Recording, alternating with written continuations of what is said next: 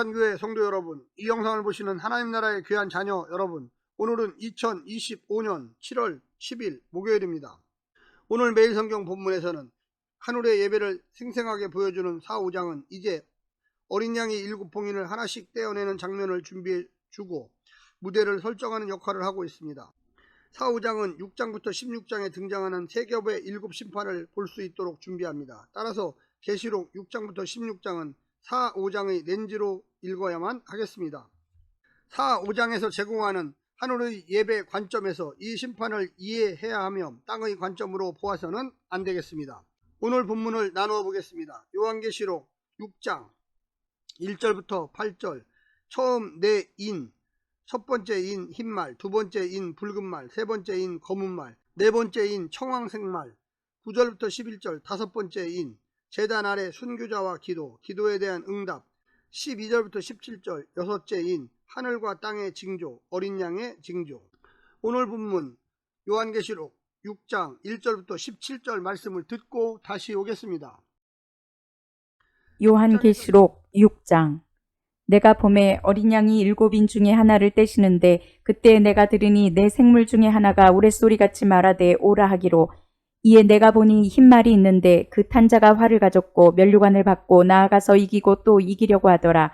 둘째 인을 떼실 때에 내가 들으니 둘째 생물이 말하되 오라 하니, 이에 다른 붉은 말이 나오더라. 그 탄자가 허락을 받아 땅에서 화평을 제하여 버리며 서로 죽이게 하고 또 큰 칼을 받았더라. 셋째 인을 떼실 때에 내가 들으니 셋째 생물이 말하되 오라 하기로, 내가 보니 검은 말이 나오는데 그 탄자가 손에 저울을 가졌더라.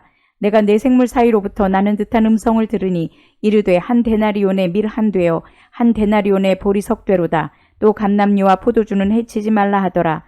넷째 인을 떼실 때에 내가 넷째 생물의 음성을 들으니 말하되 오라 하기로, 내가 봄에 청황색 말이 나오는데 그 탄자의 이름은 사망이니 음부가 그 뒤를 따르더라. 그들이 땅 4분의 1의 권세를 얻어 검과 흉령과 사망과 땅의 짐승들로서 죽이더라. 다섯째 인을 떼실 때에 내가 보니 하나님의 말씀과 그들이 가진 증거로 말미암아 죽임을 당한 영혼들이 제단 아래에 있어 큰 소리로 불러 이르되, 거룩하고 참되신 대주제여, 땅에 거하는 자들을 심판하여 우리 피를 갚아주지 아니하시기를 어느 때까지 하시려 하나이까 하니, 각각 그들에게 흰 두루마리를 주시며 이르시되 아직 잠시 동안 쉬되 그들의 동무 종들과 형제들도 자기처럼 죽임을 당하여 그 수가 차기까지 하라 하시더라. 내가 보니 여섯째 인을 떼실 때에 큰 지진이 나며 해가 검은 털로 짠 상복같이 검어지고 달은 온통 피같이 되며 하늘의 별들이 무화과 나무가 대풍에 흔들려 설익은 열매가 떨어지는 것 같이 땅에 떨어지며 하늘은 두루마리가 말리는 것 같이 떠나가고 각 산과 섬이 제자리에서 옮겨지매 땅의 임금들과 왕족들과 장군들과 부자들과 강한 자들과 모든 종과 자유인이 굴과 산들의 바위 틈에 숨어 산들과 바위에게 말하되 우리 위에 떨어져 보좌에 앉으신 이의 얼굴에서와 그 어린 양의 진노에서 우리를 가리라. 그들의 진노의 큰 날이 이르렀으니 누가 능히 서리요 하더라. 6장에서 시작되어 16장까지 이어지는 세 세트의 7심판과 다른 심판들은 정교한 수사학을 사용하여 작성되어 있어서 고대 수사학을 염두에 두고 읽어야만 합니다. 이 심판들은 시간적으로 미래에 하나씩 일어나는 사건들을 순서대로 나열한 것이 아니라 근본적으로 같은 하나님의 심판을 다른 각도에서 입체적으로 보여주는 것입니다. 예를 들어 7봉인을 떼는 것은 7나팔을 부는 것과 중복 또는 섞여 짜기의 테크닉을 사용해 연결되어 있습니다. 또한 7대접의 배열은 7째 나팔을 발전시키는 방법으로 구성되어 있습니다. 요한은 수사학적으로 요점의 되풀이 요약을 사용하여 단순한 반복 대신 내용을 더 심화하는 방법을 사용하고 있습니다. 마치 한 그림을 보여준 후 더 고감도의 렌즈를 사용하여 높은 해상도로 더 자세히 보여주고 있는 것입니다. 오늘 본문을 세 부분으로 나누어 자세히 설명드리겠습니다. 첫 번째, 7인을 떼시는 어린 양.